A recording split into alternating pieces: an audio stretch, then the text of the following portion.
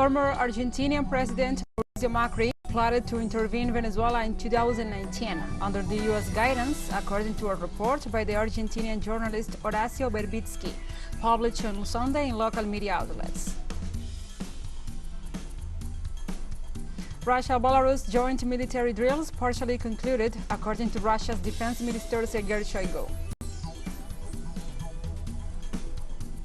Israel's siege of Palestinians took another life. A Palestinian teenager was killed and 20 others were wounded by Israeli gunfire during a military operation by their occupying forces in the northern West Bank.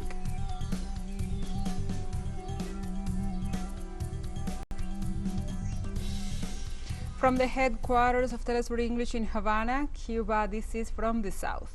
I'm your anchor, Gladys Quesada, and these are the news. In Peru, new Prime Minister Aníbal Torres ratified the accusation that a coup d'etat is underway that aims to remove President Pedro Castillo from the top post or pressure him to resign. Meanwhile, Torres pointed out that will respect the decision of the Congress on whether or not to grant the vote of confidence. He also indicated that he will seek to talk with all opposition forces in order to reduce the political confrontation in the country between the executive and the Congress. Likewise, the Peruvian Prime Minister announced that from Monday on, they will ask the Parliament to determine when the cabinet will be able to go to the Parliament to request the vote of confidence.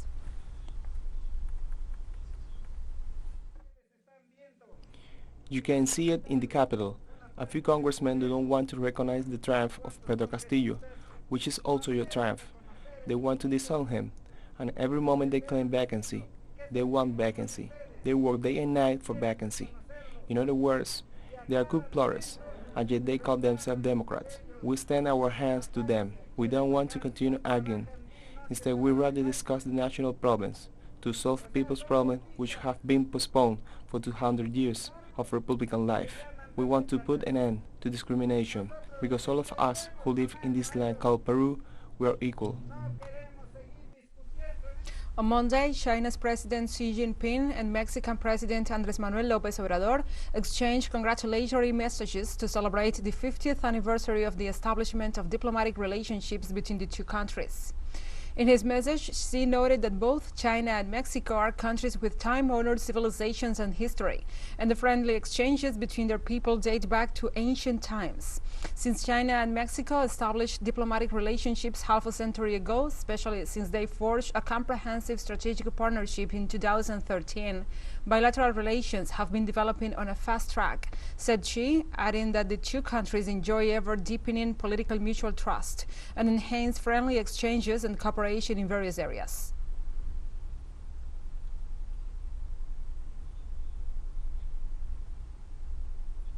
This Sunday, the Argentinian journalist Horacio Verbitsky published a report disclosing details of the participation of the Argentinian army in a multinational army military exercise led by the United States to intervene in Venezuela during the 2019 siege against the government of President Nicolás Maduro Moros. Venezuela was the target of multifaceted international maneuver aimed at overthrowing the president. At the time, the hegemonic media narrative justified international intervention in the country by arguing a supposed humanitarian crisis, while at the same time positioning a parallel presidency, personified by the then opposition deputy, Juan Guaidó. Under the guidance of the United States, Argentina, with Mauricio Macri as president, has been part of the so-called Lima Group Peru since 2017, which support the thesis of a military intervention based on a controversial interpretation of the Democratic Charter. The climax of the crisis was the so-called Battle of the Bridges, a military operation that attempted to penetrate the western state of Táchira from Colombia in order to create a beachhead in Venezuela territory. Horacio Verbitsky's report revealed this Sunday that Macri's government deployed a large-scale military exercise to participate in the invasion, while publicly ignoring President Maduro in the framework of the political media operation led by the Lima Group. The so-called Puma exercise, led by Argentine General Juan Martín Paleo, commander of the Rapid Deployment Force, was carried out in 7 sections, with the participation of large contingents of the Army, Navy, and Air Force. The plan envisaged the penetration of Argentinian troops into Venezuela via Colombia. The military plot against Venezuela involved the participation of forces from other nations and hoped for the United Nations resolution that would justify the action. which in the end was never issued. The objective of the multi-front operation, planned primarily by President Donald Trump, Mike Pompeo, and Elliot Abrams, was to promote the surrender of the Venezuelan military forces and control power with a minimum cost. Yet throughout the siege, the Bolivarian armed forces remained loyal to the oath. During an appearance before the Ministry of Defense, General Paleo justified that the Puma exercise was aimed at planning the security of the G20 summit in Buenos Aires, a summit that took place on 3rd November and 1st December 2018, months before the exercises. With the exception of General Paleo himself, the Argentinian military commanders who took part in the Puma exercise were dismissed from service when the current president Alberto Fernandez came to power. New information shows the magnitude of the plan that was hatched against the Bolivarian nation, and consequently the size of the victory that the Venezuelan people, together with the international allies, achieved in 2019.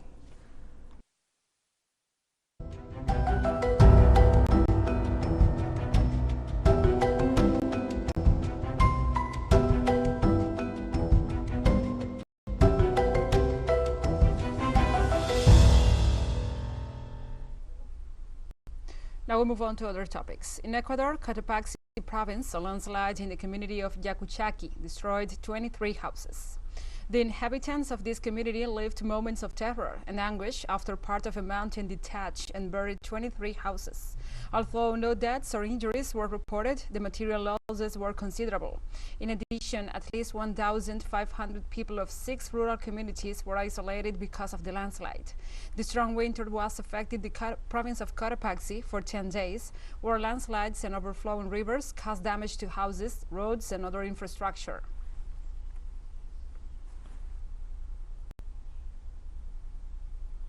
In the last 3 months of 2021, Spain recorded just 35% of the average rainfall it had seen during the same period from 1981 to 2010. While the arid zones of the Iberian Peninsula have historically experienced periods of drought, experts said climate change has exacerbated the problem. This year, amid record levels of low or no rainfall at all, farmers in Spain who are growing produce for all of Europe are worried that their crops for this season will be ruined. According to the National Weather Agency, only in 2005 has there been a January with almost no rain in this century. If clouds don't unleash in the next 2 weeks, emergency subsidized for farmers will be needed. While only 10% of the country has officially been declared under a prolonged drought, large areas, particularly in the south, face extreme shortages that could impact the irrigation of crops.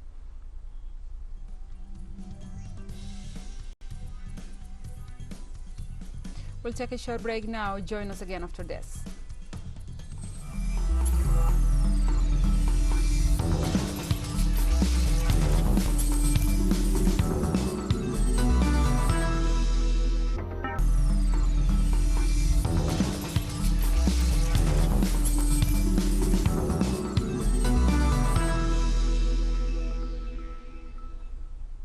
Welcome back from the south. Despite Western allegations of an imminent Russian invasion of Ukraine, Russia-Belarus joint military drills partially concluded, according to Russia's Defense Minister Sergei Shoigu. Part of them are completed. A part is ending. Some things need to be done, given the scale of the exercise that had been planned and started according to your instructions back in December. And despite the U.S. calls about a mounting Russian presence in Ukraine borders, as well as an alleged imminent invasion, Russian citizens are calm and confident that there will not be a war with Ukraine, a nation they consider strongly bounded to Russia. People in the West do not understand that we are one people, and we have 50% of relatives there and 50% here. If there is a war, it will be a civil war. Nobody wants a civil war. Therefore, this is a delusion. I don't want there to be a war. I want us to live as before, peacefully and friendly, for all the people to be peaceful, calm, and never to fight again. They should think about the grandparents and grandmothers who fought in a war, who lived through it, so that there will be peace on earth. In Paris, on Monday, the stock market plunged 3.3% amid crisis in Ukraine, plus systematic U.S. claims of an alleged Russian invasion of Kyiv. The fall was registered between 220 and 236 points, closing below 6,790 euros, in line with the stock market fall registered in other European Union nations, such as Germany, Spain and Italy.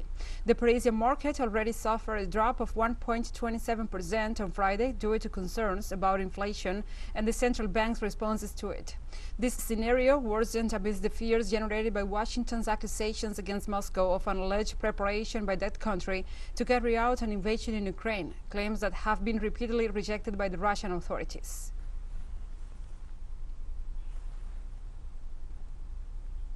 German President Frank-Walter Steinmeier was re-elected for a second term of 5 years by a special parliamentary assembly on Sunday.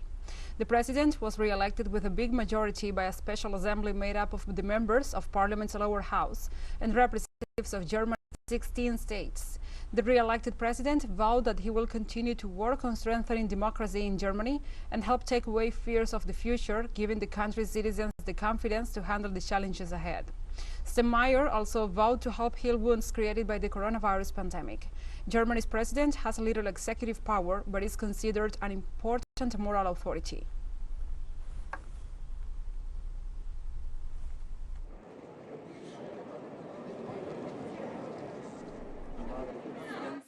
Pursuant to Article 54 of the German Constitution, whoever received the votes of the majority of the Federal Assembly, for example, whoever received at least 737 votes, shall be elected. I declare that Dr. Steinmeier has received the required majority of votes and is therefore elected President of the Federal Republic of Germany. My responsibility is for all the people who live in our country, non-partisan, yes, but I am not neutral when it comes to the cause of democracy. Whoever fights for democracy will have me on his side. Whoever attacks it will have me as an opponent. Farmers in central Greece on Sunday blocked a highway with tractors and poured cans of milk on the ground to protest against rising energy costs. Hundreds of tractors were parked on the major transport route outside the city of Larissa as part of the protest. The farmers were demanding the abolition of the electricity price adjustment clause, which the government said reflects changes in the price of oil and natural gas imports. Protesters were also calling for lower fuel taxes. Greek farmers said they are determined to shut down all the country's major highways if the government doesn't meet their demands.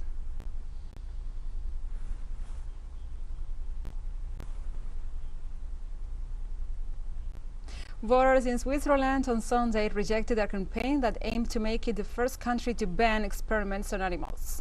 People also voted to approve tougher restrictions on cigarette advertising. According to the government figures, 21% of voters were in favor of a ban on animal testing and 79% were against the measure. Polling stations for in-person voting opened for 2 hours, but most voters had already cast their ballots by post. The results of the referendum could have a significant impact on two of the country's major industries, the pharmaceutical sector and the tobacco giants that are headquartered in Switzerland.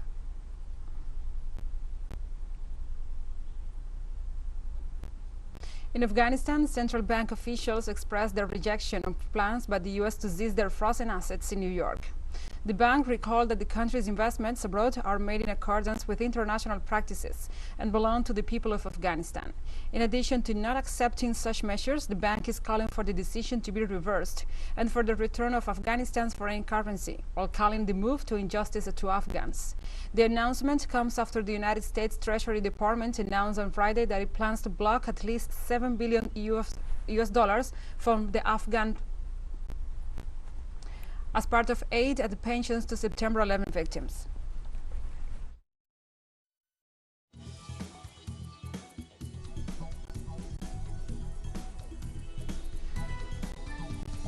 We'll take a final short break now. Join us again after this.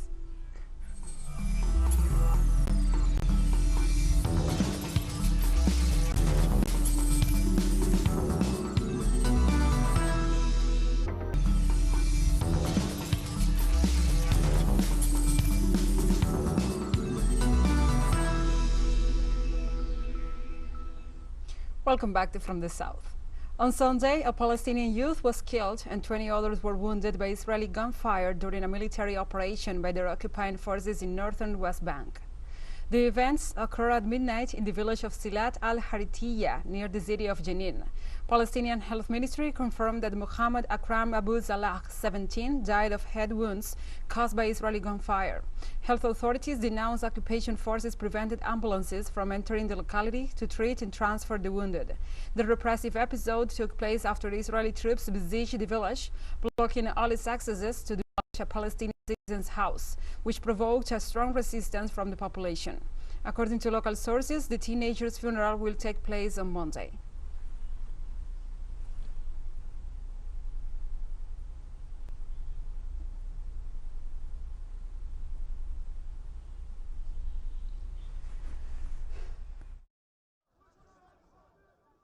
We thought there was a wedding because we saw lights. We asked, what's going on? And we were told there was a martyr. Who is the martyr? We didn't know. There was a martyr and there were wounded people. Then we found out through people on Facebook that the martyr was our son. On Sunday, India's space agency launched an Earth observation satellite from the Satish Dhawan Space Center. Footage from the Indian organization showed the rocket's ignition and following flight before it disappeared into upper atmosphere. India launched its first space mission of 2022 to send a new Earth observation satellite to space alongside two smaller rider-shared satellites.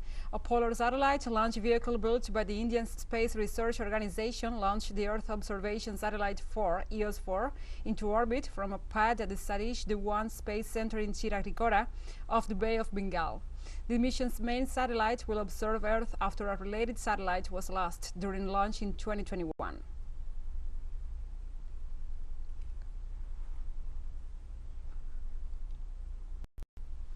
In Tunisia, mobilizations began following the news that the president has issued a decree establishing a new provisional Supreme Council. The African country has seen a series of demonstrations in recent weeks against President Sayed, who in July 2021 dissolved the government and suspended parliament and gave himself greater powers. As hundreds of protesters took to the streets of the capital Tunis as part of a march organized by the country's largest political party, Ennahda, and civil society organization in rejection of President Kais Saied's recent measures. These decrees seek to replace the body he abolished and gave himself additional powers to control the country's main judicial organization.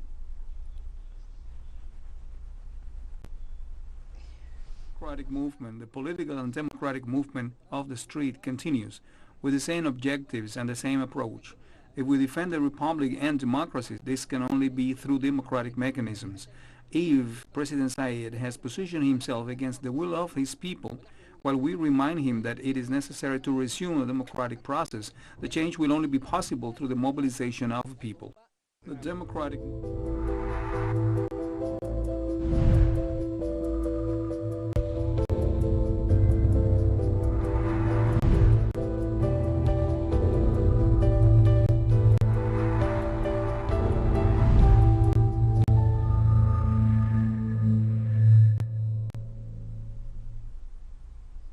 Now we move on to other topics. The most important border crossing between Canada and the United States, the Ambassador Bridge, was reopened after being inoperative for a week due to protests by truckers. On Sunday, according to the company that owns the facility, the reopening was possible thanks to the state of emergency declared in Ontario and an order issued by the judge on Friday. Meanwhile, Canadian police made around 30 arrests and seized 12 vehicles that were blocking traffic on Huron Church Road near the bridge. The so-called Freedom Caravan, a protest by hundreds of truckers who reject mandatory COVID-19 vaccination for cross-border travel, kept Ottawa and the main border crossing to the U.S. semi-paralyzed for days.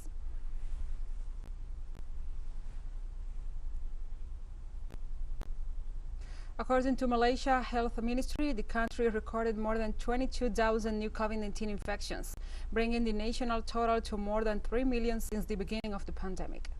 The daily increase of COVID-19 infections in the country has remained above 10,000 every day over the past week. The top health official in the Asian nation said the country has seen a wave of Omicron infections and called on elderly people to get their booster shots as soon as possible. The pandemic's basic reproduction number exceeded 1.50 in Malaysia, but the rates of severe condition, hospitalization and fatality remain low, and the pandemic remains controllable in the country. As of Friday, the death toll from COVID-19 had reached more than 32,000.